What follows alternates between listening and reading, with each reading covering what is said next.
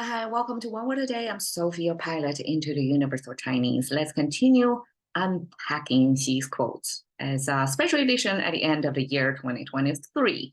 I don't particularly want to go over his words because, he's not a famous literature man. Compared with the founding father figure, Mao, who was educated in the traditional Chinese, long lineage of traditional Chinese literature. He actually can come up with some good lines and expressions. That's kind of a poetry, right? But he was educated during the Cultural Revolution. That's the time when culture was targeted as something unvirtuous, as a vice, as an evil. Like you were not encouraged to learn actually any type of learning, not from the past of China, not from outside of China, just China communism ideology alone. So that's the era he grew up in, and we can all imagine what kind of expressions he would come up with, right?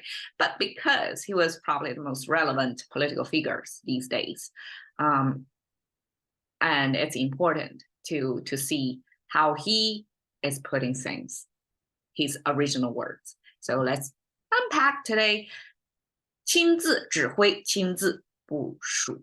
It's such a famous saying now. Like in China, everybody knows that he, quote unquote, say this. It's nothing like language-wise, expression-wise, there's nothing special about it. But because he paired them together, it becomes his expression. And it was kind of promoted on the propaganda machines in China's media. And so this was a saying that every Chinese know. Like when we say 亲自指挥, that's point to him. Okay, so 亲自指挥, 亲自部署, both have this 亲自 in it. And as you can see, his language style, he likes to use repetition. He likes to pair things together. Say, when expressing like two concepts, in this case, 亲自指挥, 亲自部署. Wow, I got the sun in my light. Okay, I hope it doesn't look too weird to you. But these are two different actions, but they have to share something in common. In this case, 亲自 is the connection. They have to share the same like language, share the two characters, two words together before he can move on to the next concept. I find that's his trait. He likes to recycle words in the same sentence. In English, this would be regarded as redundancy, right? You're not to put exact the same words in the same sentence. That's ridiculous, right? How redundant is that? But this is a feature of his expression. Okay, anyways, 亲自 I translate as dear self. Dear self. Have you experienced the self-love in the Chinese expression in here? When I translated into dear self, I couldn't help but chuckling. I never view 亲自 as I'm endearing myself. I never view it that way. But because I have to translate, then 亲 means almost like honey, almost like darling concept. That's 亲, and the 字 is self-referral. So we have dear self twice in there. That's a self-referral. So instead of like 字 is the center of the face, it's actually depicting the nose. So the nose is the center of the face, and that's a self-referral in Chinese, kind of finger pointing back to your own nose. That's self. But 亲自 simply dear ourselves, to say it's my personally doing it. It's nobody, no delegation, nobody else. It's me, myself, taking care of it. Okay, and the two ways to taking care is 指挥. 指挥 means directing, giving directives, giving orders what to do. So 指挥 in English, I translate it as index, 指 as index, like fingers, and 挥 means a swing. So I guess whoever is giving orders tend to do this thing, like you do this, you do that, you do that. So that's Chinese way to say directing. That's 指挥. And 亲自部署, 部 means troops, means army. It's military force. And 署 means deploy. And deploy is the character I want to unpack today. Go a little bit deeper, because it is the most complicated looking character on this frame, right? And 署, it looks like this. Okay, I have to sit this way so my face is not fully grilled by the beaming morning sun. Okay, 署 made of this network thing. So this big arch is a frame of the network. And Chinese simplify network with the two crosses next to each other. And Chinese only use two to show you the pattern, and that's enough information for you to gather that, okay, it means a net. So instead of drawing out a full screen of net, which is a physical representation of net, Chinese only use two to give it a sense, okay, that's the texture, that's the structure, this is about the net. Okay, and 署 at the bottom is 者, it looks like this in contemporary, and this is the traditional. And 者 in Chinese, traditional Chinese, it actually means, it's a definition. It's a definition of, okay, it's somebody who is trying to give classification of things. So in English, we have, okay, English will have the expression of, say, what is AI? Okay, question mark. And then you give a whole paragraph of what is AI, right? In Chinese, we just say AI 者. We add 者 at the very bottom. I mean, at the very end of what you're trying to define, and then give a very short description of, okay, AI 者, artificial intelligence. Okay, so that's Chinese expression of 者. 者, we use it as a classifier where we're giving you the notice of, okay, now we're trying to define things. And this 者 came from this symbol. This is a mouse symbol that's about speaking, about talking, right? And then have this beam coming from the, okay, kind of like a morning beam. So another way to see it is it's the sun with the energy in the middle, and then this is a sun ray. One sun ray is enough to show you the whole spherical rays beaming on my face right now. And then the top is having this crisscross structure. Okay, in my view, that means things in our world is crisscrossing all the time. It's so complicated. And our definer word or our classifier is this one sharp beam light trying to shine through the dense network of things, the crisscrossing of things, so that you can see clearly this is A, that is B. And that's Chinese classification. That's 者. When we say AI 者, that means we're trying to distinguish it from any other concept. We're trying to extract from the dense network of things over crisscrossing, overlapping. We're trying to give you sort of clarity, or see the light on, shine the light on something. So that's a Chinese 者 definition. So 者 eventually means a type of person. Or, I mean, in this case, I can explain it, but with just definition, define something. So now we're trying to define, we're pairing this definer, this classifier, with the network, the net. So this net, why it becomes deployed? Okay, that's, I guess, related to Chinese ancient philosophy of what is deploying troop.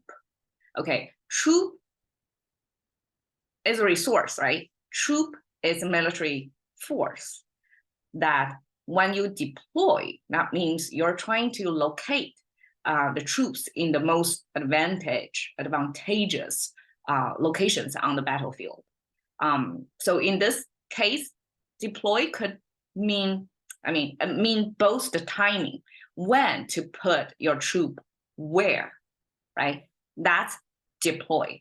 And Chinese create this sense of deploy by using network to show you that you need to consider the whole network of things. And when you try to spread out your resources, view them as a system, as a network. And that's the definition. So this is a 王者. That means when you are allocating resources, spread out this network. This is the definition of deploy. Okay, that's a Chinese deploy. Okay, I'm showing you a screenshot from 人民网 People's Network, which is China's prominent propaganda site. Everybody knows that. This party, CCP, oftentimes Xi himself would publish on there, and that's the government's voice. That's a propaganda site. And here, this expression actually put a deploy first. I mean, it's not reasonable, right? How can you deploy first before you direct? But the direct translation is I personally deploy and personally direct.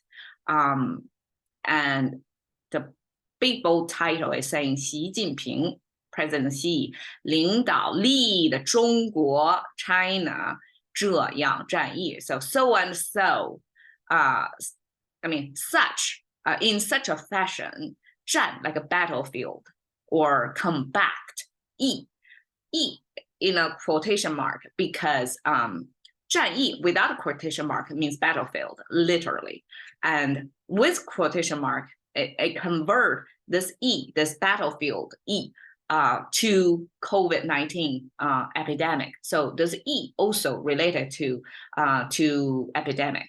So you can view it in both ways. It's a battle, and it's also epidemic. So in that sense, it's a good use of multi-meaning of the same character by calling out with quotation mark. And he was saying this, talking in 2020 to WTO's head of WTO, to saying, okay, no worries, I'm personally directing and deploying forces to combat COVID-19. And this, self-back-patting is, okay, the globe. Now how many? Like close to 80 billion people. No, sorry, 8 billion. Okay, 8 billion of population on this globe lived through COVID-19 for 3 years. And he, back in 2020, was claiming, no worry, I myself personally conducting this battle. I'm the director. What kind of vanity is that? As if he's personally, as if he's a godly figure, that his personal touch are going to do something to COVID. First, he was not educated. He was not educated in any field. Grew up in a Cultural Revolution era, didn't have much education to begin with. And then this COVID-19 is an epidemic. It's a very specialized thing. How to best deploy your resources, how to best approach this, was something that's nobody outside the field, even experts in the field, have to put on an attitude of, okay, let's try it, see how it works, and then pivot when it didn't work, right? That's how you handle this. And he is kind of claiming, don't worry, I'm personally directing this, as if that's an endorsement, as if that's a guarantee of winning this battle. And we all know what China went through: zero COVID. People live under the extreme, deprivation of their freedom to move, freedom to access to food, or freedom of their life, daily life. So this 亲自部署 and 亲自指挥, then I would view it as one of the major legacies of Xi, because this expression, this self-congratulatory expression, then became his personal hallmark. of his style. Like he didn't rely on expertise. He didn't rely on his governing body to combat this. Instead, he just, do this, come up with some directive, and the whole China go into his rabbit hole of whatever policy that happened to not work. I mean, most of the time it's guaranteed a failure, right? Because he doesn't know anything about epidemic or anything, about economy. That's why China was in such a bad shape right now. I mean, back then during the COVID years, and right now, it's the long-term impact of COVID as a pandemic is showing. And so, I mean, this become his political legacy of self-congratulatory expression, kind of pin himself into the shame, into the years later, people will have a fair view of what his accomplishments, and this will be a kind of a sing-song catchphrase of what he is about. Is he's just personally deploy resources to combat COVID-19, and history has proven what the result that is. All right, catching to the current thinking about one more day with Sophie. See you another day.